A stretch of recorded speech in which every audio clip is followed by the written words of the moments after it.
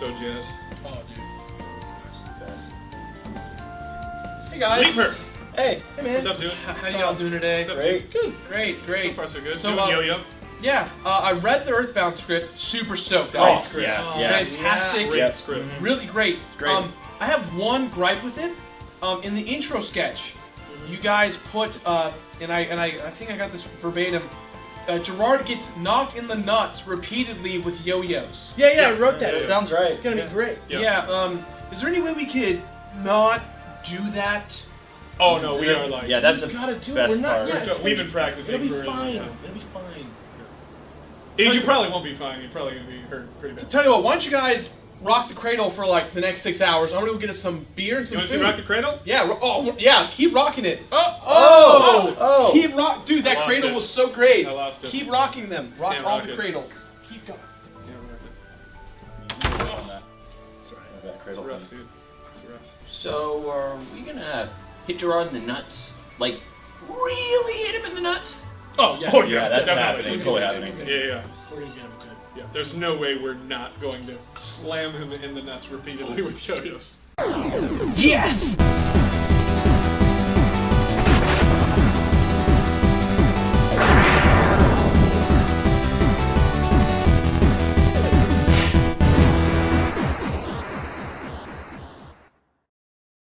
Earthbound and Mother 2!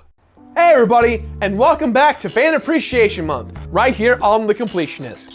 This week's game has one of the most outspoken fandoms on the internet, and finally, after almost 20 years, it's available again on the Wii U eShop.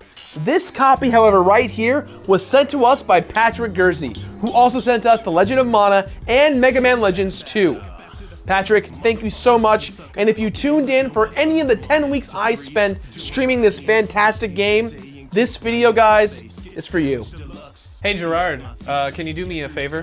What? Can you use your psychic powers to do something for me real quick? Sure.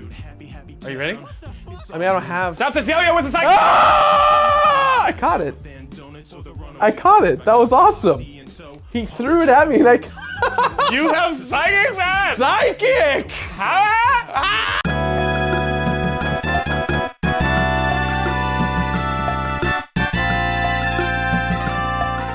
Earthbound for the Super Nintendo. After playing Majora's Mask last week, it's only fitting that I follow up with yet another entry on many a fan's list of the greatest games ever made. This bizarre RPG from 1995 was a failure in Western markets at release, but has since matured into something of a cult hit. This is a game that I've never played before, and I definitely went in expecting a masterpiece. But Piedman, did you know this game's called Mother 2 in Japan? Why didn't you start with Mother? And what about its Japan-only GBA sequel, Mother 3? There's a translation out there, man! You should have nailed it down ages ago with your psychic powers. My problem with reviewing the other two Mother games is that neither of them has ever been released in the West, and completing them before Nintendo officially releases them would make it less special when they eventually do. And for the last time, Greg, I'm not psychic. Fine, but if it's okay with you, I'm still just gonna take a second to go hug my mom because I can't even mention Mother 3 without losing it, dude. Man, it's so sad.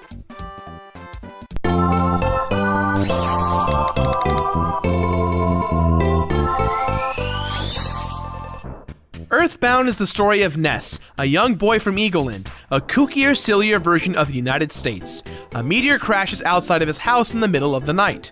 His annoying neighbor Pokey then recruits him to go out to help find his little brother.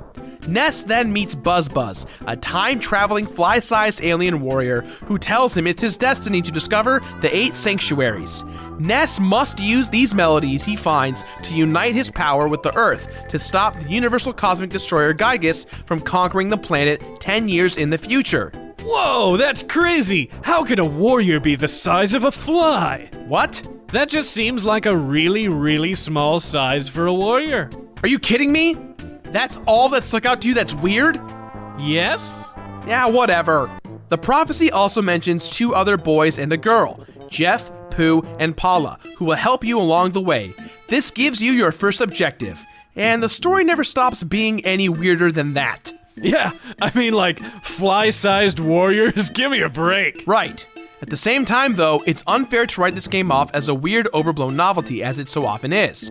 The plot may be weird, but there's definitely some larger themes at work here. Teeny tiny bug soldiers aside, Earthbound is a game about growing up and what it's like to be young, and Pokey's story echoes the one we saw in Majora's Mask about what happens when someone emotionally immature gets access to unimaginable power. Spoiler alert, it doesn't turn out super awesome. Yeah, and what better genre to address these themes than an RPG? You grow based on experience. Earthbound just takes things a little more literally. It can take something mundane, like being out with your friends on the weekend, and interpret it through the medium of video games, applying the sense of wonder you get from the settings and mechanics of a traditional RPG to things you can relate to in your own young life, like shopping at the mall, or getting freaked out by old people, or missing your parents. It wants you to reflect on the times you've spent playing it, and apply your experience to real life. Haven't you ever wondered which one of your friends is the white mage of the group? Ooh, I'm the red mage. Or the thief. You're the beast master. Or the beard master. I'll take it!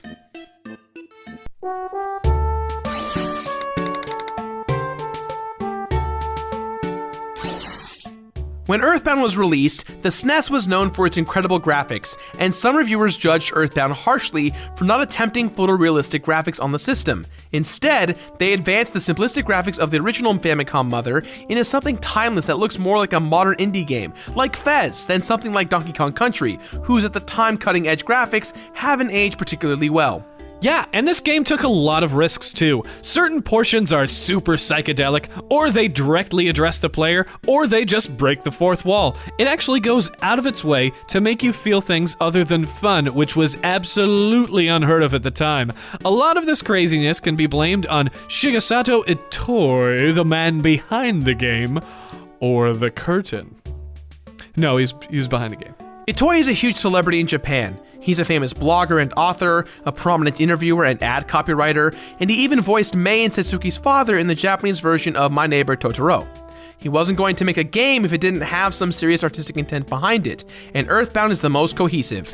As an outsider to the world of game design, Itoi didn't take any part of its creative process for granted, and throughout Mother 2's 5-year development cycle, he made sure that every last thing was perfect. Just take a look at those graphics.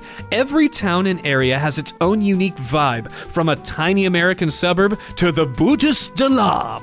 Every character has their own personality, there are items and meaningless side quests and little things to see everywhere, and even the signs, probably the most boring thing in any game, come alive here with a feeling that's unmistakably Earthboundy. It's one of the first examples of a game that was made by an auteur. It was meant to be played slowly and taken in as a whole.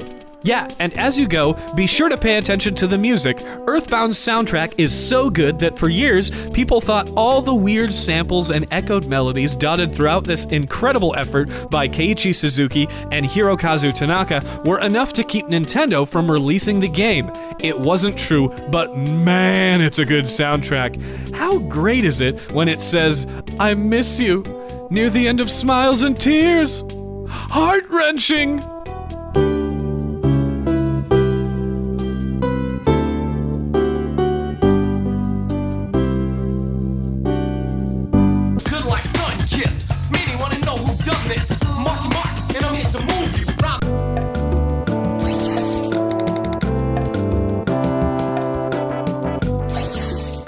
Generally speaking, when an RPG instructs me to name a character, I leave it as the default. With our 4 characters being so drastically different, I left them alone except for Jeff, who I named Gerg. Why'd you name him after me? Well, Greg, when you stream for 500 plus people every Sunday for 10 weeks, it's only fair that they get to contribute as well. One of the more endearing things I love about Earthbound is the action button and the use of buttons overall. Within the genre of RPGs, the A button is usually what you use to continue the dialogue and actions. With Earthbound, the B button pushes everything forward, but it also breaks it down into several steps, whereas all you can do to bypass most of the actions quicker, you can just hit the R button. The best part about this, it works on everything, even if there's nothing there. If there's nothing there, the text simply reads, "No problem here." I don't know, maybe I'm dumb, but I just think that's kind of funny. Easily amused, are we, Gerard? Go make a sculpture or something. Oddly enough, the actual gameplay in Earthbound is rather simplistic. It's a turn-based RPG based off the original Dragon Quest model, so where games like Final Fantasy VI were testing the limits of the genre, Earthbound was exploring the ways in which the simple gameplay can connect with the player. For example, no matter how strong you get, there's never really a time where you feel totally safe. This was done on purpose to make the game feel more realistic, but on the whole, the game requires much less grinding and questing than your typical RPG. Yeah, plus there's a bunch more psychic kids and weird princes than usual. Wait, am I on drugs right now? No, Greg. Earthbound just seems to be a game more interested in creating an emotional response in the player rather than honing its gameplay mechanics to maximize fun. Sure, it eliminated random encounters, which was cool, and the rolling HP system made for a couple exciting battle moments, but it creates much more interesting set pieces and dialogue with the player. Like the house with 3 walls you can buy in On It, or the coffee and tea breaks you take in Saturn Valley and Tenda Village. It's nuts. It's like you're supposed to think about playing the game as a part of the game. It's like a gameplay inception. Gameplay within gameplay. Gameception. In-gameception. Interception. Leonardo da Gameplayo. Are you sure I'm not on drugs right now? I'm sure. Earthbound just doesn't waste anything. We've all played RPGs before, so we understand how they're supposed to work, and Earthbound uses that to its advantage to convey its meaning more easily. It feels good when the game acknowledges that it's a game. Think about the idea of Destiny in Earthbound. Isn't it easy for the whole game to be able to explain every random thing that happens as Destiny? How else would you explain Prince Pooh joining you the way that he does? And doesn't it feel nice when the game admits that some stuff games do is silly? Like when Buzz is willing to repeat his dying words over and over again for you. It's postmodernism in game form, and it's done really, really well. What? Prince Pooh? That's crazy. So you're not a psychic? No. And I'm not on drugs? No. Man, I need to yo-yo more. Need to yo-yo ma. One of the crazy things about Earthbound that I love is the battle sprites for enemies. You fight some of the most weirdest characters on the planet. Yes, the actual battles aren't the most stimulating thing ever visually, but it's really hilarious to see some of these sprites. I mean, come on. Look at this googly-eyed duck. That thing is hilarious. Googly eyes. You know, googly is one of those words that the more you say it, the funnier it sounds. I'm gonna add it to a whole bunch of movie titles. Back to the googly. Fern googly. Too fast, too googly. Short googly. All dogs go to googly. Star googly. Home a googly. I know what you did last googly. Jurassic googly. Around the world in 80 googly. Shanghai googly. Wild wild googly. An American Tale. Fievel goes googly. And in honor of Harold Ramis, Googly Busters. Caddy googly. Googly Hog Day. National Lampoon's googly. And finally, Googly Buyers.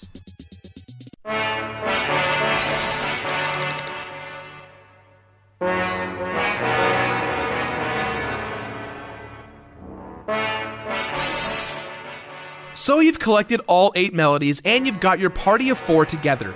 You've been through a lot, but all the while, you've only caught glimpses of the true plot at hand through your run-ins with Pokey and the evil Manny Manny statue. A scary statue that turns people evil.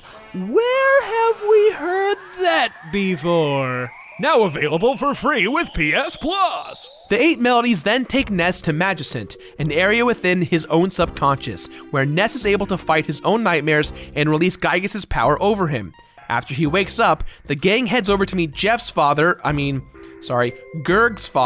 Dr. Andonitz, who transplants their souls into robot bodies so they can travel back in time and stop Gygus and Pokey once and for all. Man, Pokey's just like Skull Kid. Okay, Nintendo, we get it. Maladjusted, jealous sociopaths turn evil when they get powers. Look at the way he talks about Gygus, like it's an animal he can just sick on his friends. It's sick. Sick, I tell ya. Sick 'em, I tell ya. Sick. Heavily armed Pokey is a tough boss battle until you realize you're not supposed to attack Gygus after all, and that Pokey's vulnerable to brain shock and paralysis. He goes down pretty quickly. So I never understood, is he actually blue, or is the window just making it seem like he's blue? Is he Blow? Is that John Blow? Or is that Phil Fish? Hootie and the Blowfish! I only want to be over here! What does that have to do with anything? Fan service, Shirako. Come on. Now go ahead. Tell him about how weird the Gygus fight is, and about the military policeman and the dismembered beauty. Tell him, Beardman! Blowfish! But But there's already hundreds of videos and articles out there about that, Greg. And don't try to tell me Gygas is a fetus either. I've heard it before, it just isn't true. Let's take him for what Pokey says he is, an undefinable alien evil whose own immense power destroyed his own mind. Now let's talk about how you defeat him. Pokey shuts off the devil's machine and Gygas is released. He uses attacks you can't even possibly comprehend, so you just need to focus on staying alive and causing damage until Pokey reappears, and the fight with Gygas' final form begins. Oh, I've got the heebie-jeebies! How are we gonna get out of this one? Well, as a perfect example of how Earthbound favors emotion over gameplay, to beat Gygas, all you have to do is keep your party alive and let Paula pray. What? That's not a final battle? How is that epic? Why is that awesome? Why does anyone want to play this? I want to hear you. Calm down, Greg. The prayers reach all the people you've helped along your journey. Soon, the whole world's praying for you, and Gygas begins to weaken. But it's not enough until, amazingly, Paula reaches out to you, the player. Sure, if you think about it, you can remember when Ness's dad asks for your real name. But in this moment, we're at the end of this extremely postmodern self-referential game, you'll be able to defeat the final boss simply because you want him to lose. It makes this whole weird experience worth it. Wow, you look at the SNES and the SNES looks back. It's like Connect, but in your mind. Gygas vanishes from existence, you and your friends are returned to their bodies, and after a long goodbye with Paula, everybody heads home and the game ends. It's wonderful, until after the credits when Pokey's brother Picky comes to Ness's house in the middle of the night to deliver a letter from Pokey that says, "Come and get me, loser. Spankety, spankety, spankety." And we didn't find out what happened for 11 real-world years later. Western audiences still don't officially know. Bring Mother 3 to the West, Nintendo. I want to be with you.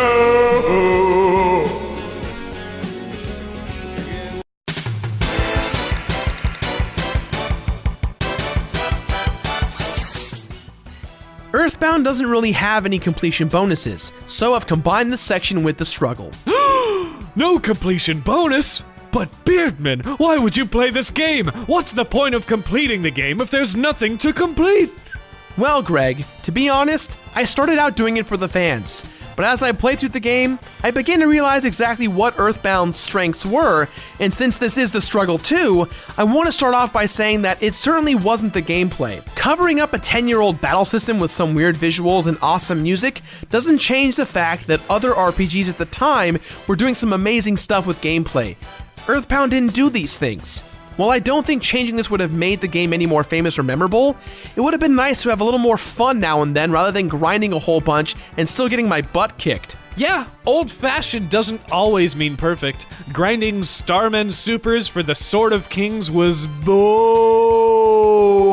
I want to be with you. Still, I realize that this game wasn't about that, which brings me to why I completed Earthbound.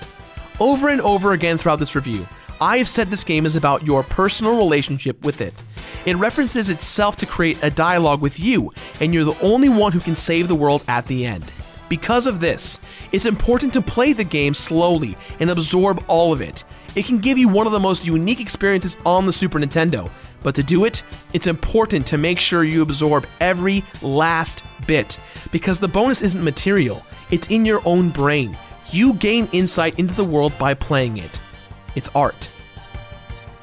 Even though this is the first time I've played the game, I think Earthbound might be the best Super Nintendo game out there. Beyond the mystique and the nostalgia, it's a great piece of self-reflexive, postmodern art that was way ahead of its time. And it's funny, and anyone of any age would be better off having played it. Shikisada Itoi is a straight-up baller to have made this near-perfect masterpiece, and if you're one of the 10 or 15 people out there that owns a Wii U, it'd be crazy for you not to go out and buy it right now. Look guys, it might not have a completion bonus, but really and truly, completing it is enough of a bonus of its own. With that in mind guys, this game gets our completionist rating of completed. I only want to complete it with you. And after you listen to the soothing sounds of Hootie and the Blowfish, be sure to subscribe or equip if you're on normal boots. Here's some cool videos you might be interested in, as well as Chiraco doing his end tag thing. That's all the time we have for today, guys. So as always, leave your thoughts in the boxes below. A very huge thank you to Patrick Gurzy. Thank you again, man. I really appreciate you sent us this. I'm going to cherish this for the rest of my life. And thank you for sharing this experience with us. I appreciate it, and I appreciate you guys so much. So thank you. See you guys next week for another episode of The Completionist with Dead Rising. So since you're a psychic, what am I holding up? Do you know what that is? What do you guys think it is? You see what it is? What do you guys at home think what it is?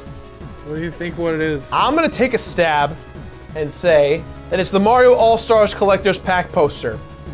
25th anniversary. You got it! I got it. You're a psychic! I'm a psychic, guys. Guess what? I'm a psychic. He's a real psychic! I just don't know. Oh, wow, that's great. I just don't know anymore. How did you know what it was? I don't know, man. I'm out of here later. Doesn't this joke just go on forever? I think this is the new longest running joke. We're gonna have t-shirts that have this on it. It's probably copyright infringement, isn't it? Probably not a good idea. What do you guys think this poster is? Are you psychic too?